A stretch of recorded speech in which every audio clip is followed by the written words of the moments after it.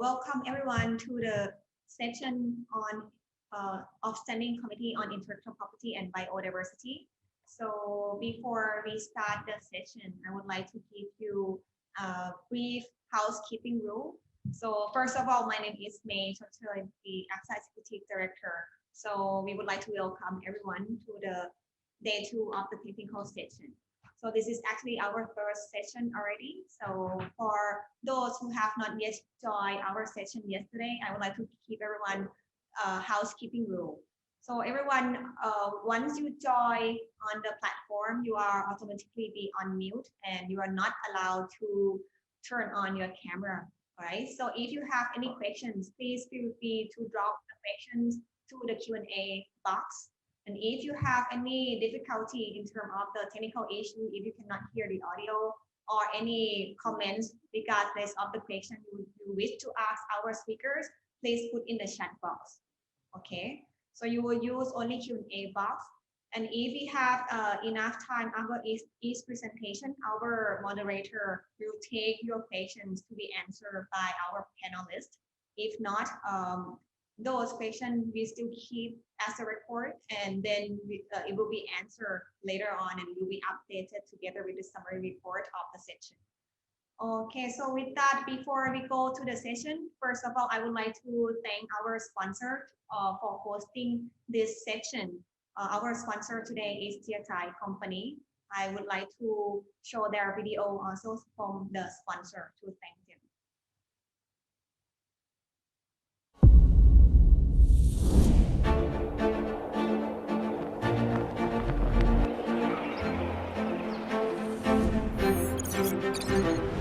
Genotyping. Integrity is our great foundation.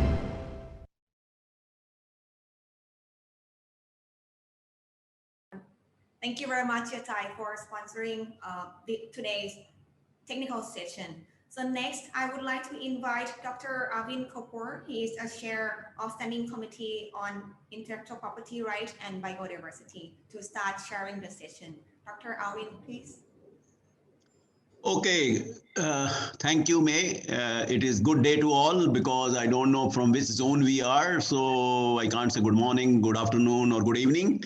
I hope all are safe and healthy. This is the first virtual session of APSA, and I hope it should be the last. Because we are so habitual to meet each other in face, but this time we are meeting, and I hope you all will enjoy the presentations and participate. So first of all, I will share my screen to tell you our activities here. Let me share my screen.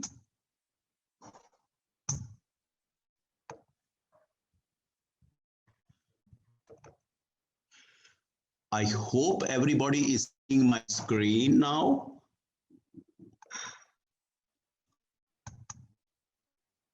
So I will just update you the activities of this group on Standing Committee on Intellectual Property Rights and Biodiversity. As you know that APSA structure, you know that there are members, we all are members, then they make the General Assembly, and General Assembly elect the Executive Committee. And then we have different standing committees, committees on international trade, sea technology, intellectual property, and then we have special groups on vegetable and ornamentals and field crops also. If you see this time in 2020, this is unique in a unique year, you can call it. And we have a lot of meetings of our committee and to update not only the issues, also share our concerns, and so that we can deliver to members very important solutions, issues, raising issues, and what to do in the countries, and how to we are helping the countries to be active in more in IP issues. This is our committee where I'm chairing the committee, and Casper is my colleague who is co-chair. He's from AIB. Enke, you know, she's from Plantum. Francois is from GNIS. Mr. Takwa is from Syngenta, and Michael Leader from Bayer. So I think these are very learned members who really participate and bring a lot of concerns of these issues and giving solutions to the members. In this, we have done a lot of activities in the whole year. You know that we prepared a report, status report on the seed legislation and policy in Asia, which is already in the FAO website. We also have, the PVP analysis, which is also the summary is updated. We also prepare a video on the PBRs, the plant breeder rights. We also, that organizing, as you know, that the virtual sessions. We are also now have database for SIG and SC's discussion points.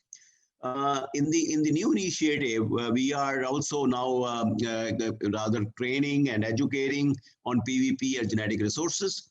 But there was a program on train the trainers on PVP and PBR, and for the pilot countries, Thailand, Myanmar, and Philippines.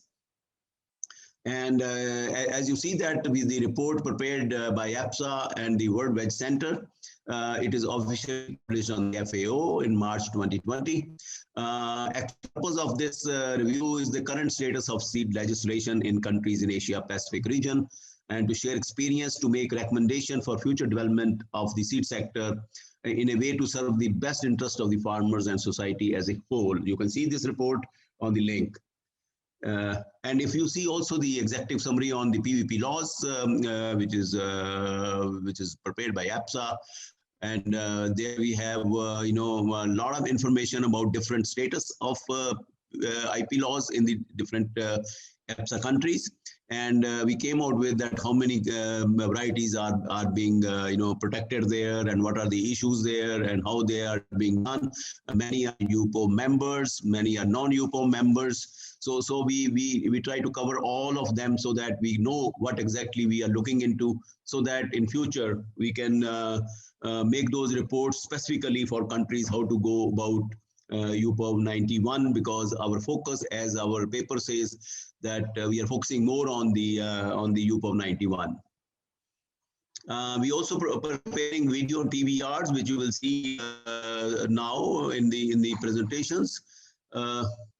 Also, you can see the databases, activities, and other things on the APSA websites. This is also initiative.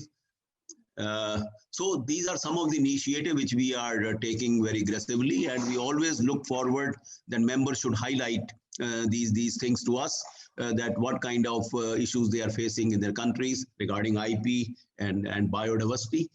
We are ready to take those issues with all the people. Thank you very much.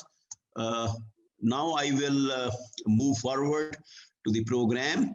So let me first invite Enke. She's presenting on the DSI, digital sequence information, which is a very important topic and hot topic these days, because many of the issues are related to that. Enke, you know that she is currently Deputy Director of Plantum, and she's also related to the Dutch Association for Breeding. And she knows most of these issues which are related to IP and biodiversity. And she participates all international and regional conferences, and rather participating and suggesting the way forward everywhere. She knows most of these issues very closely, and I think APSA learned a lot of things regarding all these treaties and protocols which are there. So without having any further time, I invite Enke to please deliver the first lecture on DSI. Good day. Thank you, Arvind, for these nice words. I'm going to ask the Secretariat to share my presentation. And indeed, I would like to tell you today on digital sequence information and how does it relate to genetic resources and access and benefit sharing legislation, which I have talked about already a lot. Next. So, what is digital sequence information? And in fact, it was interesting when I was participating yesterday in the meeting of Seed Technology. They were also talking about digital sequence information, about markers and how to use them. And I asked yesterday, and unfortunately they couldn't continue on it, but are you aware of this whole discussion on digital sequence information and the possible legislation of it? And yeah, they didn't grasp it, but digital sequence information is often used, the term, but also a lot of other related terms are used, and everybody has a different idea on what digital sequence information is. And is it a problem that everybody has a different idea on what digital sequence information means? You would say normally not. However, it is a problem if you want to regulate it. And some people will say, especially who are not in the scene of access and benefit sharing legislation, do we want to regulate it? Why do we need to regulate it? But globally, it is a big issue discussed at the moment in the field of access and benefit sharing. And before I'm going talking a bit more on access and benefit sharing and why we talk on this digital sequence information, I would first like to therefore go into a bit more structure on what digital sequence information could be. Next. So here you see, in fact, a stream of information that starts with a genetic resource. Then you know that in the genetic resources you have DNA that is transcripted to RNA, to proteins, and to metabolites. And some people see that the digital sequence information is simply the DNA sequences and the RNA sequences. So they say nucleotide sequence data, that is really what we are talking about when we talk on digital sequence information. And the next. Some people are going a little bit further and say, no, it's not only the DNA and RNA sequences, but in fact, it's also the proteins that are transcripted from it, from that DNA information and RNA information. And they say, we are talking on sequence data. Next one. And to make it a bit more complex, others, they are also talking on subsidiary information that it's part of digital sequence information. So that is even information on the metabolites that are formed and the processes from proteins to metabolites, and even other subsidiary information from the genetic resources itself. So what this exactly entails, all this subsidiary information and what is in and what is out, is more complex. And we go to the next one. So some people say really that digital sequence information is really all information that exists around a genetic resource. So you see, there is quite some different ideas on what could be digital sequence information. And if you want to regulate it, it has, of course, quite some implications how you define it. Okay, next. So why are we talking about DSI? And why are we talking about DSI in the breeding sector? Now, we want to do breeding and we want to get to all those nice varieties. And to do so, we need genetic resources and we need information. Next.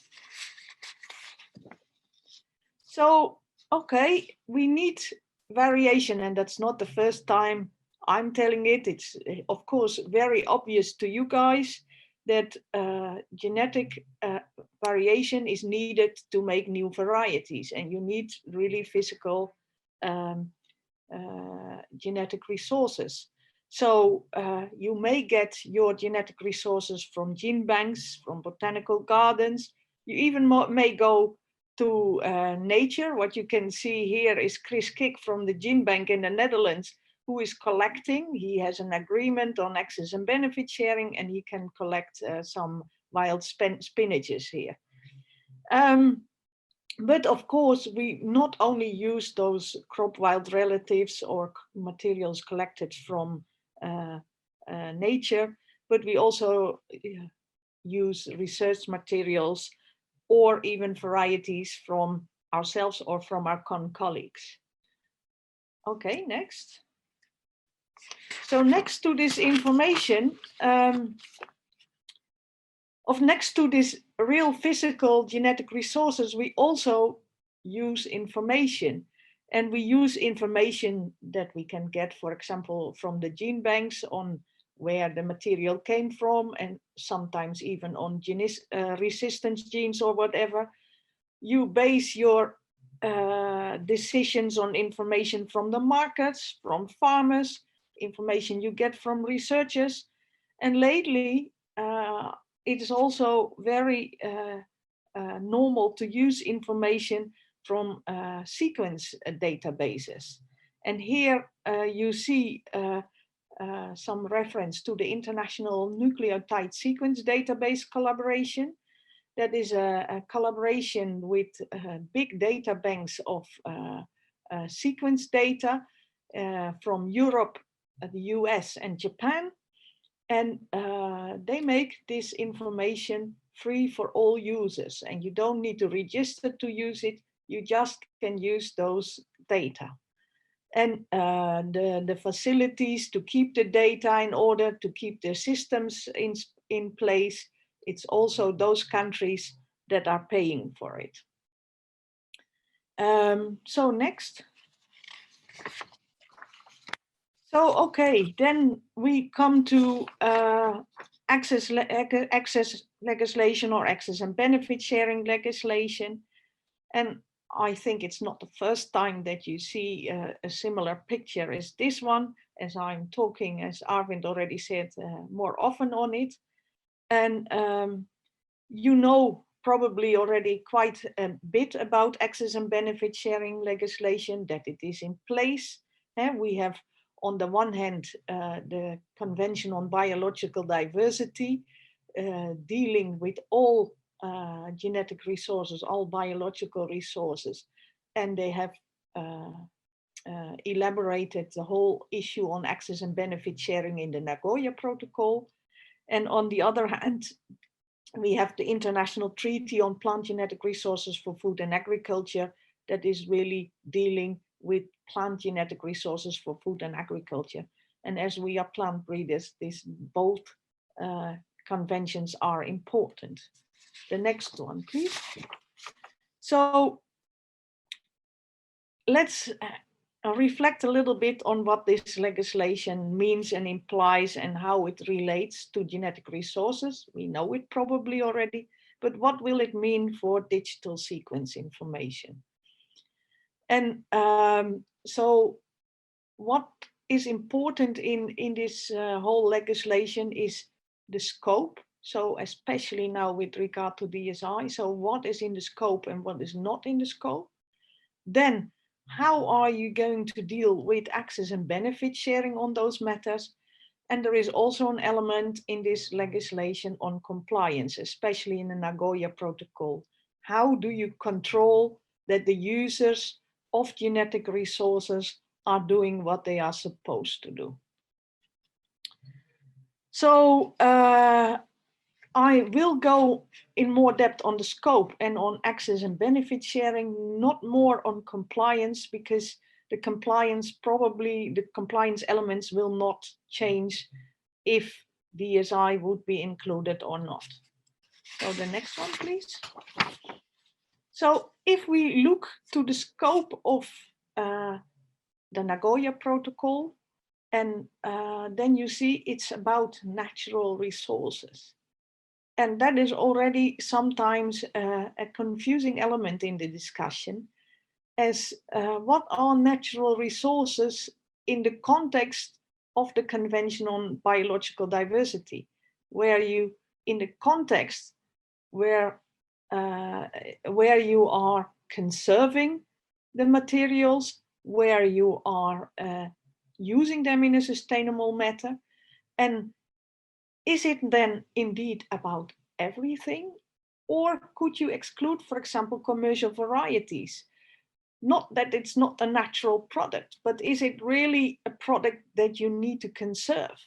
It is available, it is widely available, and probably you don't need to consider that the Convention on Biological Diversity was established to conserve those varieties. No, we think as seed sector that they were really developed to really work on crop wild relative, land races, and other related genetic resources.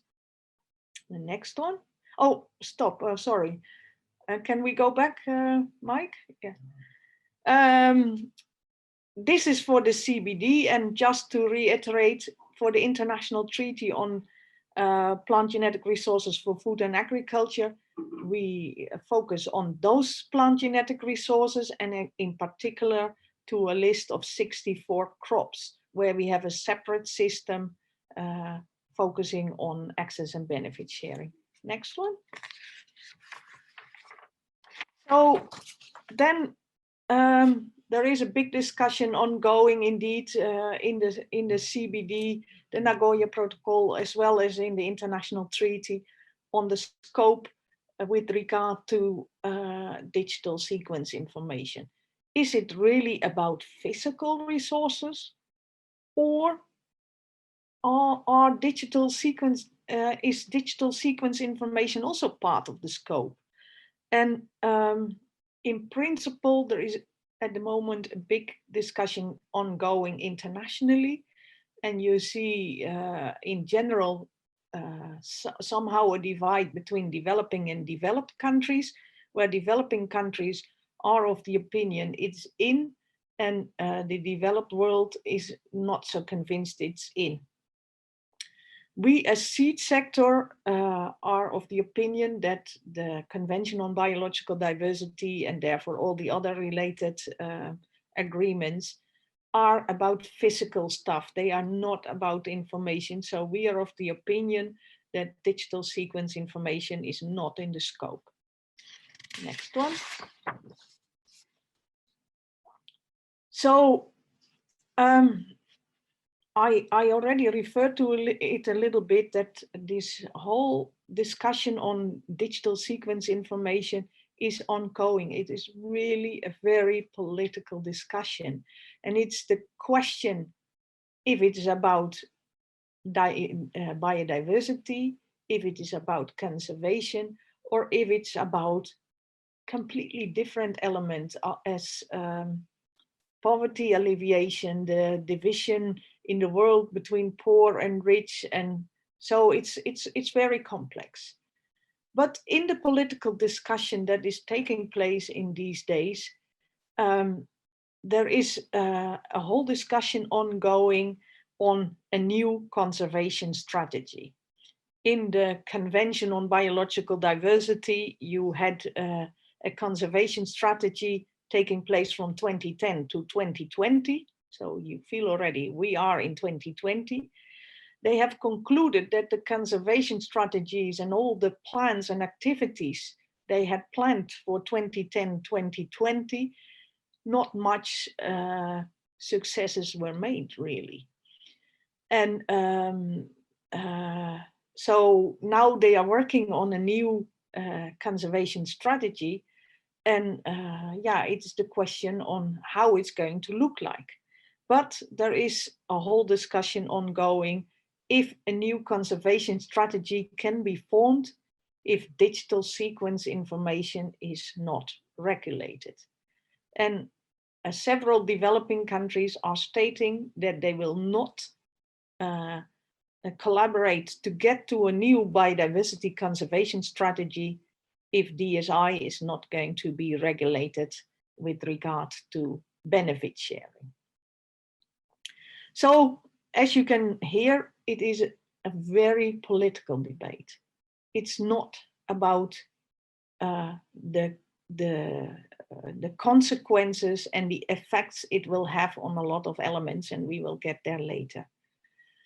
So if we are going to regulate it, then this whole discussion on the definition becomes very important. And as seed sector, we are convinced it should not be regulated. But if you then already should regulate it, we are of the opinion that the definition should be very narrow. So if you reflect back to earlier in my presentation, it should go back to nucleotide sequences or sequence data. Indeed, the discussion is if it is within or outside the scope of the convention, and if that means that the convention needs to be changed or not. But somehow it doesn't seem to matter so much if it's within or outside the scope, as a lot of parties in the discussion are talking on the need for benefit sharing, which we think should, by the way, not be there in a specific way. There is already a lot of indirect benefit sharing taking place on digital sequence information. The next one. So just in short, access and benefit sharing, what has been regulated? For access, you need in the CBD Nagoya Protocol prior informed consent and mutually agreed terms that depend on the national laws that are in place. So that can reach from some countries in Northwest Europe where you don't need any prior informed consent on mutually agreed terms, to countries where you have very strict rules where you need both prior informed consent and mutually agreed terms. It's a contract negotiation, it's bilateral, and the benefit sharing obligations you also agree on bilaterally. And so you have never an idea before starting all this negotiation what you are going to get. If you make benefit sharing obligations with country X, Y, and Z, you get an accumulation of obligations, and that could be very tricky in plant breeding because in plant breeding we have big pedigrees with materials from different points. And the obligations are kind of never ending. In the international treaty, it is similar, but we work for the 64 crops I was referring to earlier.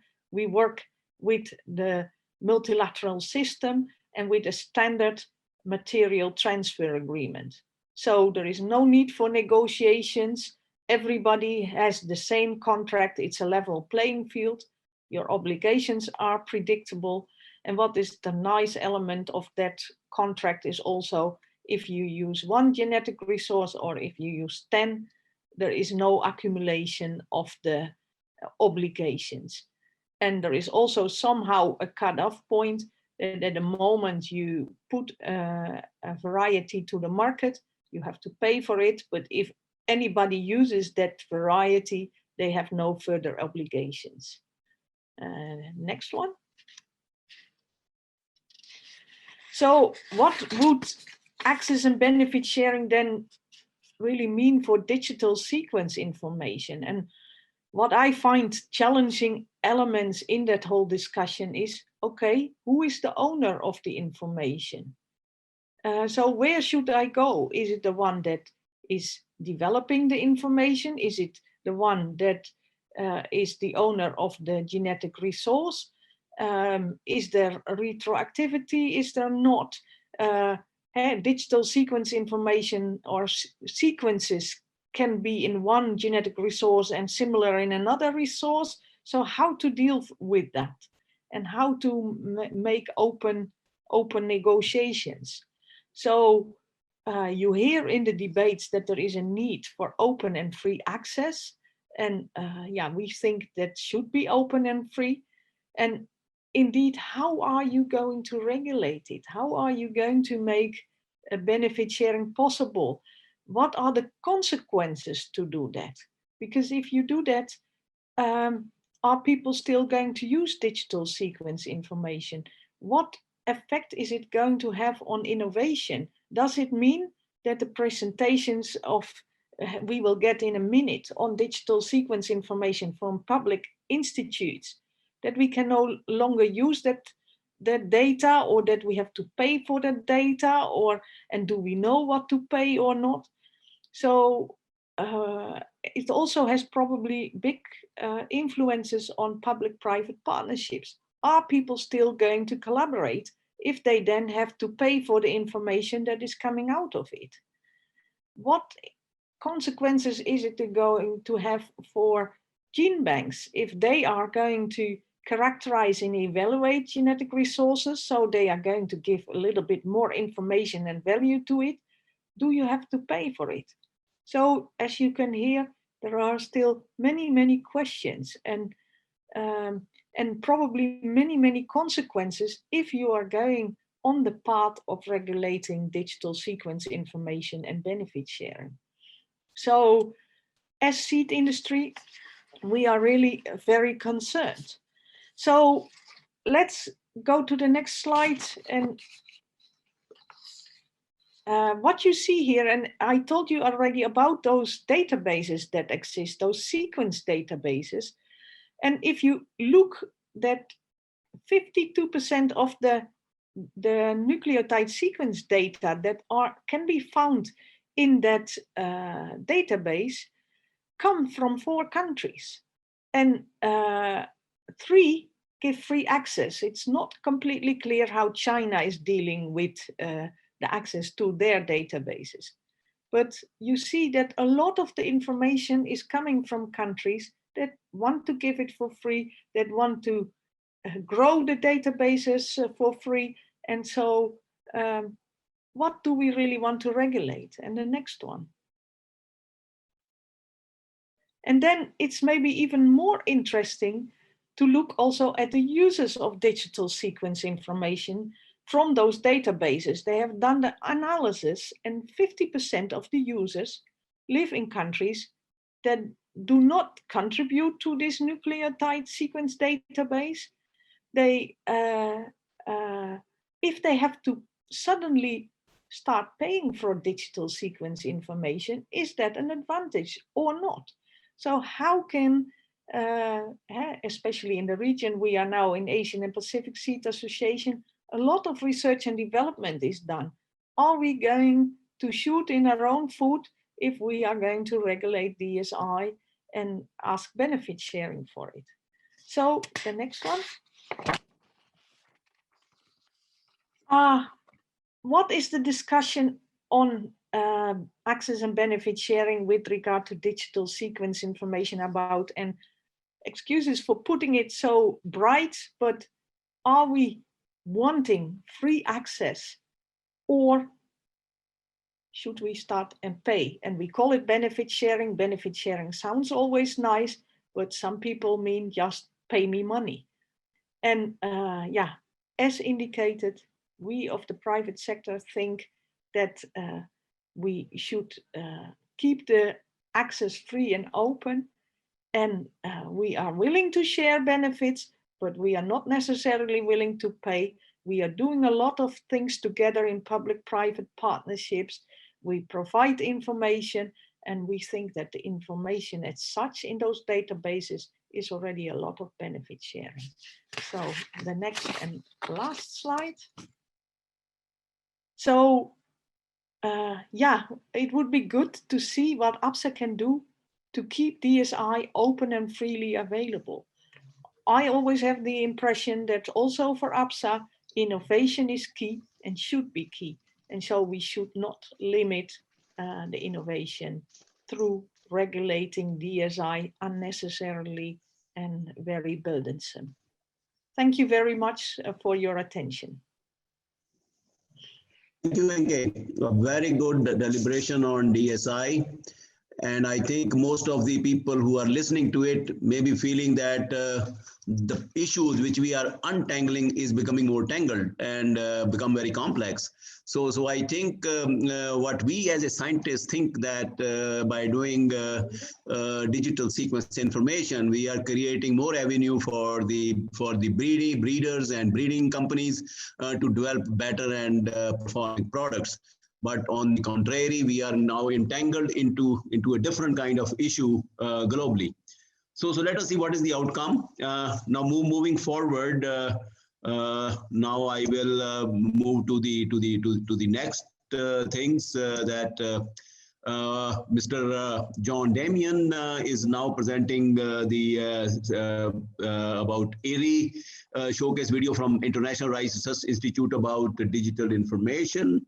And about him, you can see now that John Damian is a graduate of the University of Tasmania in plant developmental genetics. His postdoctoral research is at CSIRO Australia responsible for improving durum wheat for salinity tolerant.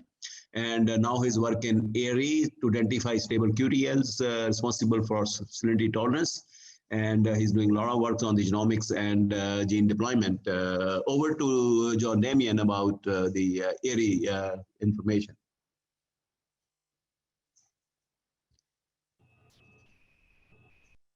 Unit at the International Rice Research Institute. So my group is involved in using sequence information to inform marker design and various other things to do with the breeding process. So I'll be talking today briefly on applications of sequencing information in a modern breeding program. So this is an overview of the workflow of a modern breeding pipeline. You can see it goes from making parental selections through making crosses, developing breeding populations from those, and then through the trialing process, eventually resulting in elite lines that are identified, which then move through the national testing and variety release systems. The items in red show applications of marker-assisted selection then in that process. So this includes things such as testing the purity of parental lines, hybridity tests, major gene selection, mid-density genotyping and genomic selection, and sequencing of released varieties. So these are the areas where sequencing information has its greatest impact, which is really about enabling and improving the results from marker-assisted selection. So as we get into the discussion about sequencing information and how that can be used in the breeding program, I want to take a brief segue and talk about why we use marker-assisted selection itself. So why is marker-assisted selection important? Well, breeding programs must deliver improvement on a wide variety of traits. So this obviously includes traits such as yield and quality, but it also includes things such as diseases, abiotic stresses, salinity, drought, cold, heat, and so on and so forth. However, the problem is selection for each trait competes with selections for the others. So if we are applying selective pressure to improve disease resistance, that means there is less selection pressure that can be applied for salinity or drought or yield or quality. And hence there is this trade-off in the selective pressure that we can apply on the population.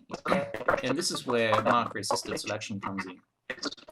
So marker-assisted selection helps to provide a different type of selection, an alternative means to select for improvements in certain traits. And that leaves more selective pressure that can be applied for the really difficult traits such as yield and quality. And so if marker-assisted selection can be applied correctly in the breeding program, it will be carried out at different stages in the breeding process, and so is partially independent of selection on field performance. And so marker-assisted selection can sidestep the trade-off that we mentioned. And this allows more efficient progress for a wider variety of traits. Marker-assisted selection is also more cost-effective than phenotypic selection for many traits in those situations where these traits have major genes as well. Now, in order for marker-assisted selection to be successful, there are a number of things that we need to ensure. So marker-assisted selection relies on two correlations. We have a correlation of the trait with a gene or a QTL, And then we have a second correlation of that QTL with the marker. So marker-assisted selection is actually an indirect selection method, whereby we are using a marker genotype to select for improvement in a particular trait. Now, if marker-assisted selection is to be effective, then both of these correlations have to be strong, because if either of these are weak, then the overall marker-trait association is going to be unreliable. And so, yes, as I said, both of these associations must be strong in order to enable confident marker-trait association. So we're familiar with talking about the trait-gene association and testing the validity of that association, but we're not so familiar with dealing with this QTL to marker. We tend to assume that the marker is effective for selecting for the QTL, but in many cases that is not true.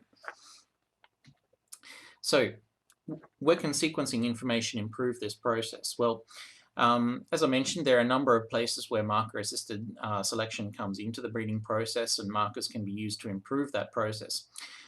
So if we highlight, so I've highlighted in red here some of these applications.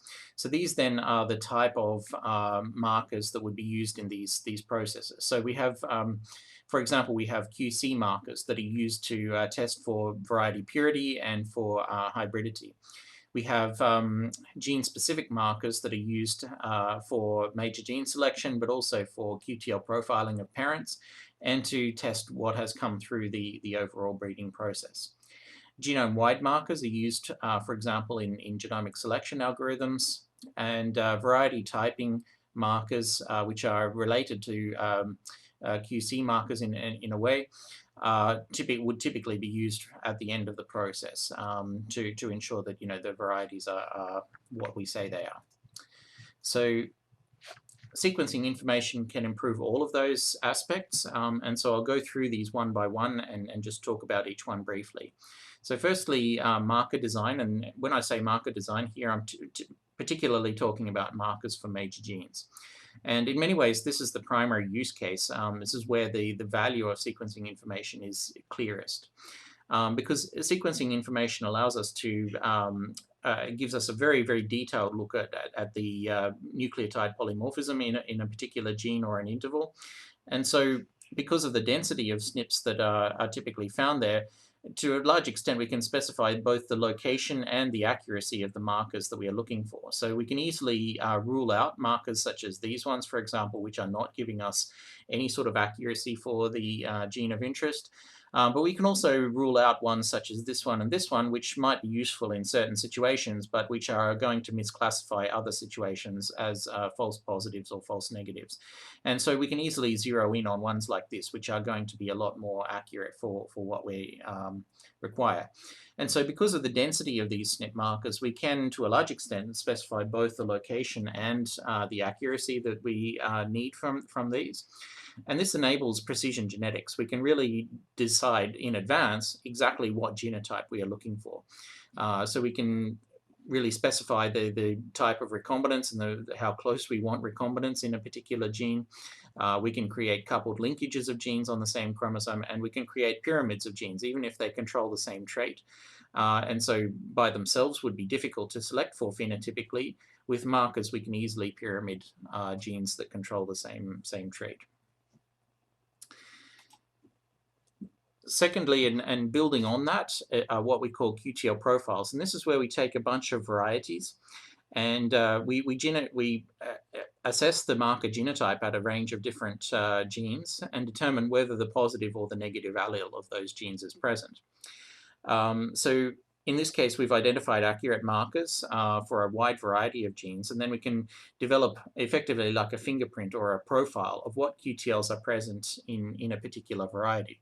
So for example, if we take this one here, we've got IRO2A127, and we can say, okay, it's negative for PI35 and PI9, but it's positive for PI54, PITA. So in the blast resistance genes, we can say, okay, well, these ones are not present, and so in its progeny, those ones would potentially add value. But on the other hand, if this was used in a cross with other varieties, then something like PI54 or PITA may be useful to follow in its progeny. So this enables breeders to design more valuable crosses, so we can pick parents that are positive for genes that are otherwise relatively rare. And it also gives product managers more information as to where to best place a variety in the market. So for example, if the product managers are trying to place a variety in a region where they know XA5 is effective for bacterial blight, they can look through the available varieties and say, okay, well, you know, these ones here would probably be a good fit because they contain that particular gene. So sequencing information is particularly useful in this QTL profiling area because it also enables a retrospective analysis as new genes are discovered. So if we are relying on genotyping specifically for markers for major genes, then that's kind of a dead-end analysis. We can't go back to the same material and reanalyze it in future, whereas with sequencing that is easily possible. We can go in and add new markers for new genes or additional alleles of existing genes and get a more accurate picture or more complete picture of what's going on. Thirdly, we've got variety purity testing. This is a very important process, and this is typically the same markers would be used both for variety purity and also for F1 hybridity tests. And so QC marker panels are designed to have the maximum polymorphism in the breeding program. And so therefore a relatively small panel, you know, maybe 10 or 20 markers, is sufficient to guarantee that any two lines will have one or more polymorphic markers between them. And so using that, we can then test a number of individuals from a particular variety and see if any of those markers are polymorphic. And so if we find situations where one or more markers are polymorphic, that indicates the line is impure. And the same can be used then also for F1 hybridity testing. So say we've got a cross between these two lines and we know that, for example, this marker here is polymorphic, then in the F1, that should be a heterozygote. If it's not, then it's not a true F1, for example. So QC markers are very important in ensuring that the breeding process is moving ahead with the material that it thinks it is. Moving on to variety typing, this is kind of the converse case to QC markers. So in the case of QC markers, they're chosen to have maximum polymorphism in the elite breeding material. So in other words, there's a frequency of as close to 50% as possible. In this case, in the case of variety typing, the markers are chosen to be as specific as possible to a target variety. So for example here, I've got an example here of markers targeted to the jasmine type varieties. And we've got just 4 markers here. Each of these is on a different chromosome. And the jasmine types have this allele here, those 4 markers. So we have a 4 SNP haplotype of GTT. And other varieties have you know, these other alleles of those particular markers. And so if we look at any one of these markers, well, you know, that marker by itself is quite rare, both in the elite indica breeding material and also in the 3000 genomes diverse material. That marker by itself is rare, but also this marker is also rare, and this one and this one. And when you combine these into a 4 SNP haplotype across the genome, we see that no other variety, either breeding line or material in the 3000 genomes dataset, has the same haplotype. And so even with quite a small number of markers, we can very definitively identify that this is clearly, you know, this variety or not. So it is possible to find these extremely specific markers, even for varieties that are well entrenched in the breeding program. So I've used an example here from the jasmine rices, but the same is equally possible between, you know, current elite breeding lines and so on and so forth. So we can very confidently determine whether these varieties are true to type or not. And so that's those are the main applications that I wanted to highlight. You know, sequence information does add significant value to the breeding process by enabling the identification of higher density and higher accuracy markers for a whole range of processes. Breeding programs are now recognizing this value, and current efforts are including sequencing as a standard part of the workflow. So as new lines come out of the breeding process, a certain number are being sequenced every year to make sure that the genomic diversity of the current elite breeding cohort is always well up to date, and to refine the frequencies of major genes and so on and so forth. So yes, thank you very much for your attention.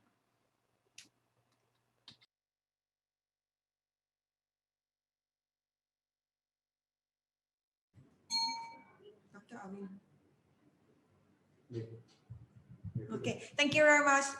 This is the first presentation. I think I may invite back Dr. Avin to introduce the next presentation. Yeah, thank you, Damien.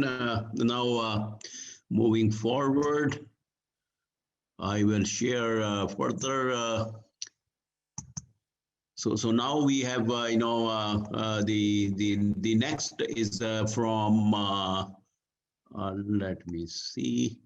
So now we have the showcase video from World Wide Center, Dr. Roland and Martin. They will present about the World Wide Center and about them. Roland is head of molecular genetics, flagship program leader, vegetable improvement programs. And well, he is also now worked as a plant biotechnologist, because I've met him many times and he's doing really good there for particularly vegetable sector. He was also in the potato center SIP for the crop biodiversity and phenomics and genomics. So move on to Roland and Martin about the World Wide Center.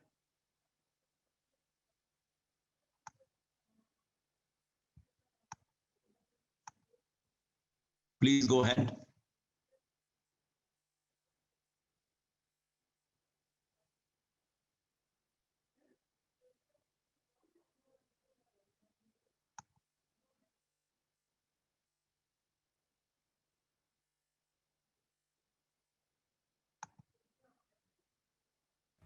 In this field, we are screening our vegetables now during the summer season for flooding tolerance. You see the flooded field and you see hundreds of plants in this field, and we have these sensors, and these sensors are literally watching the plants growing. We are collecting tons of data on these accessions, and we are combining this data with DNA sequence data, and that allows us to find out what are the genes that are underlying flooding tolerance. When we know that, it is much easier for us to breed flooding-tolerant plants. These flooding-tolerant plants help farmers to produce crops also during the hot and rainy season.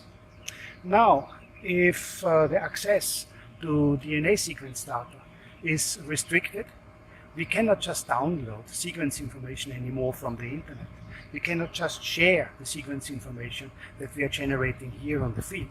So our research is seriously hindered, and our work to produce more tolerant, flooding tolerant, heat tolerant varieties, especially for smallholder farmers, is getting delayed. We are going back there where we were in the 1970s.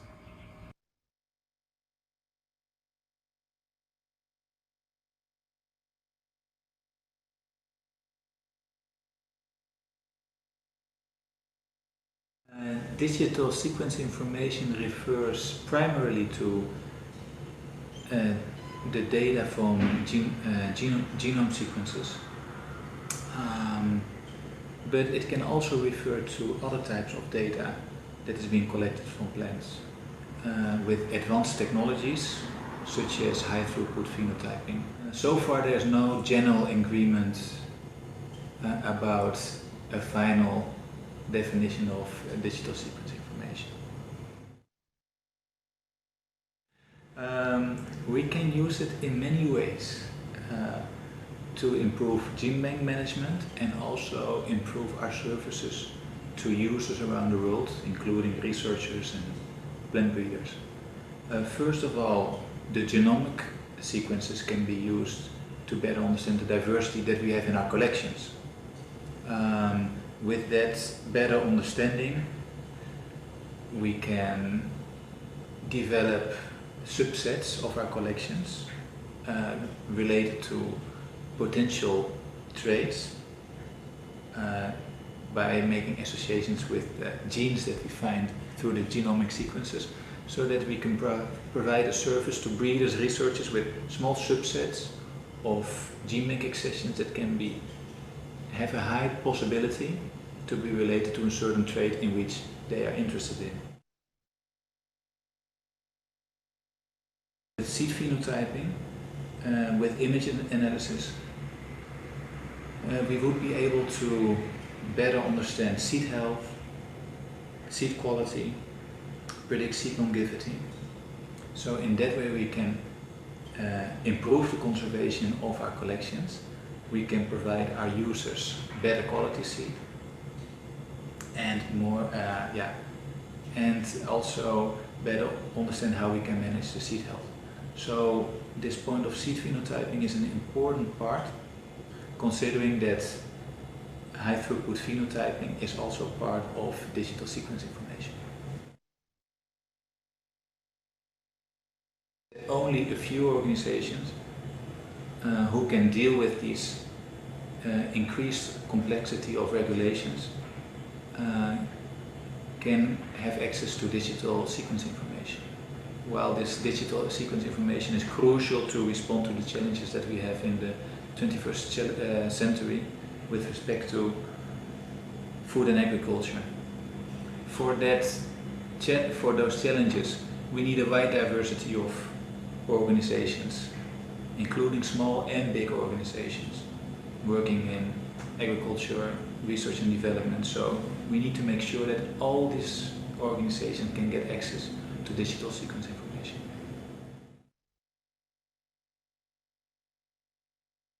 The World Vegetable Center leads the International Mung Bean Improvement Network, supported by the Australian Centre for International Agricultural Research.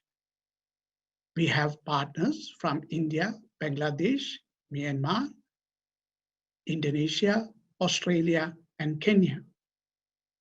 As part of the project, we share a database in which both phenotypic as well as genotypic data have been captured. I must emphasize here that sharing of digital sequence information is key to our science and will benefit the smallholder farmers.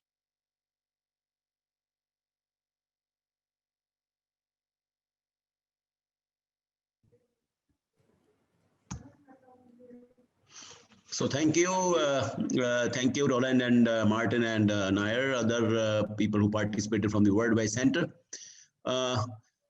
As you are listening now, that how important the DSI for developing the products, and everybody is now a little bit perplexed that how this information is being regulated and how we are moving forward. So now we can move forward further to our further presentations. So now we have from Philippines, Dr. Gabriel, who's Executive Director of the...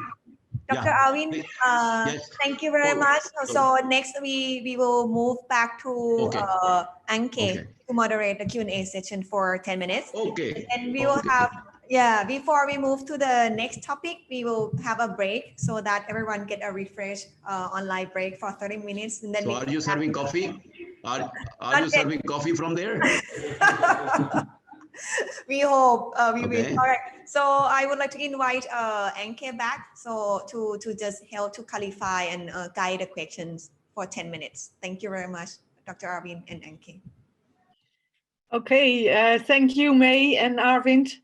It will be good that we have the speakers, Roland, Martin, and Damien also with the camera on, if possible. And I don't have questions yet received from the public, but maybe I can ask you a couple of questions that I would like to hear your answers on from your perspective.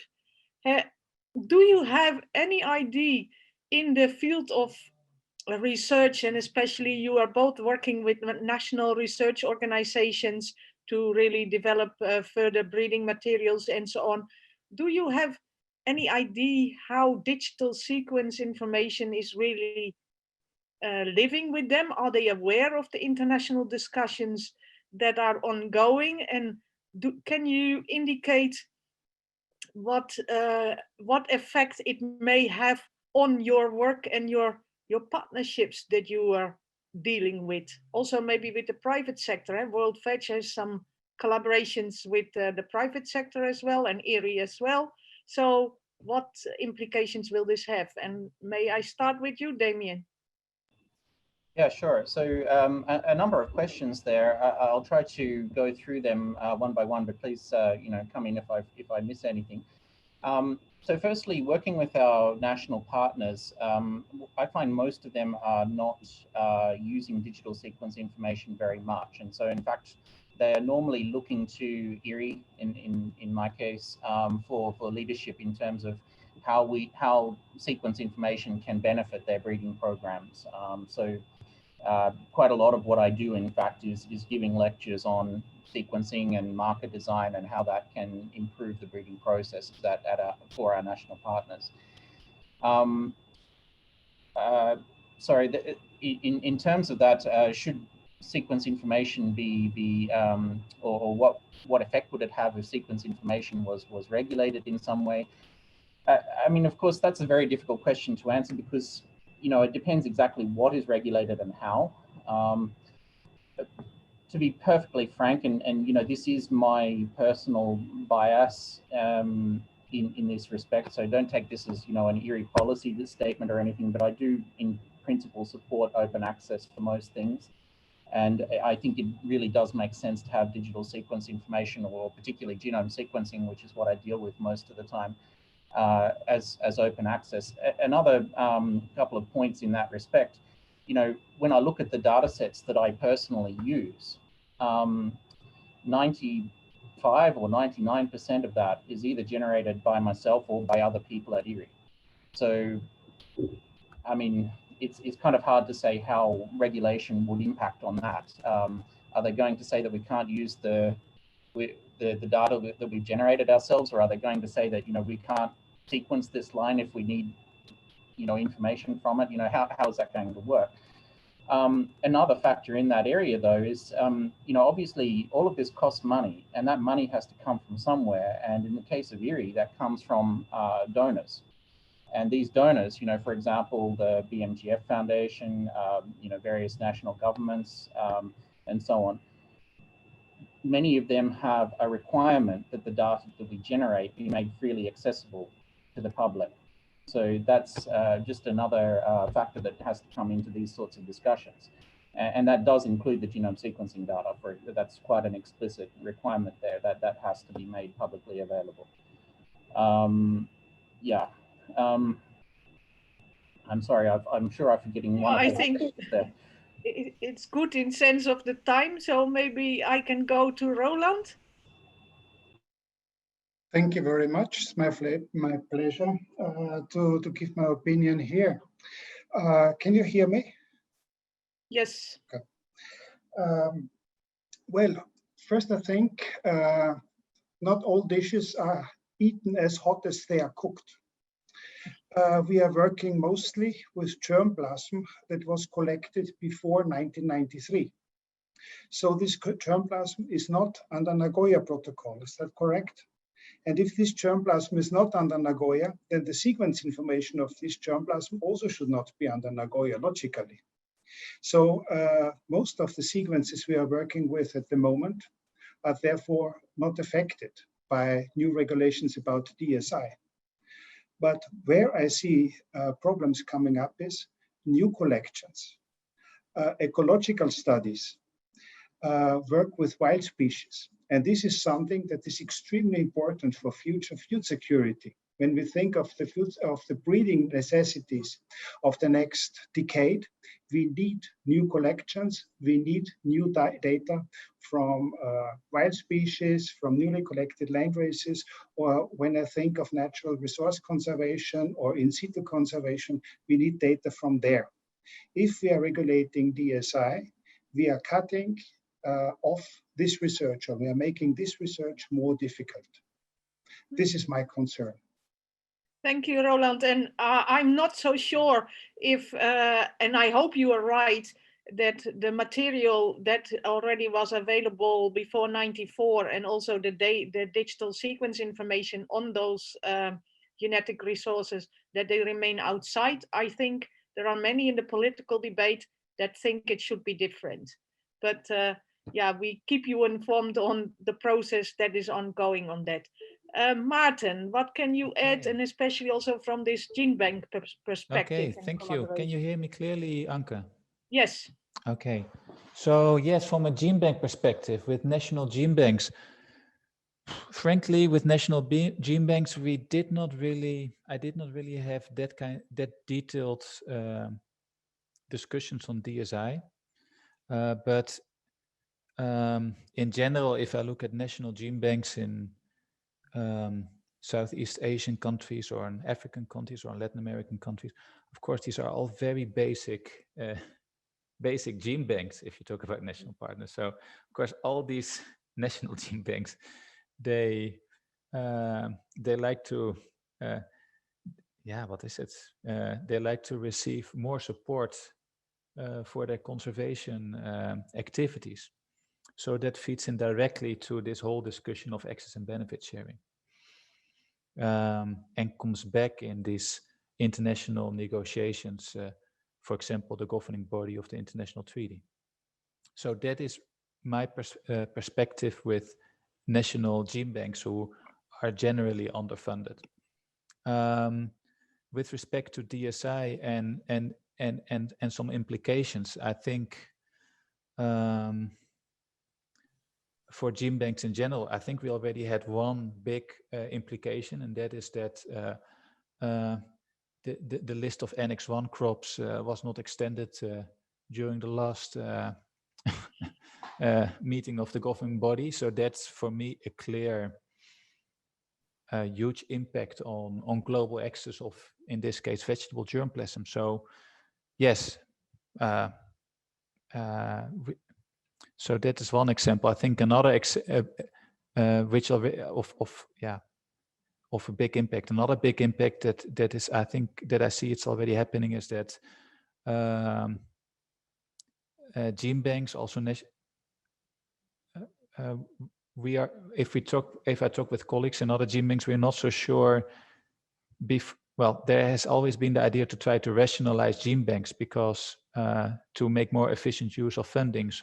But with these new regulations, it's also less clear how we can optimize resources between gene banks, where we just have one collection of one specific crop in one gene bank, another collection in another gene bank, reducing the duplicate.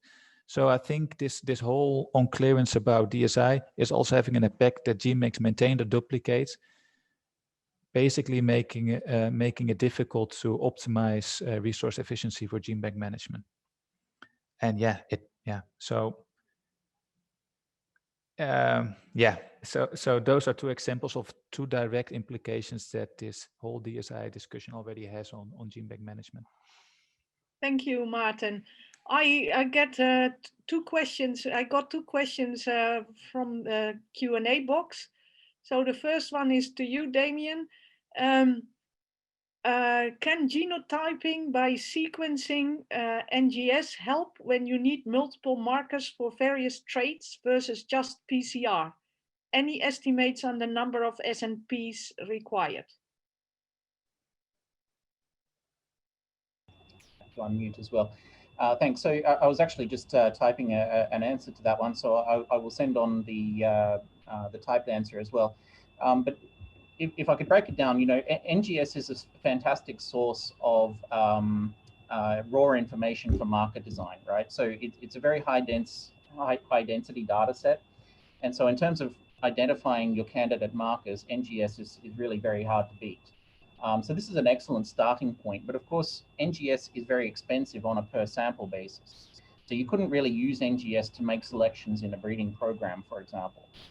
So we use NGS on reference material to design our markers.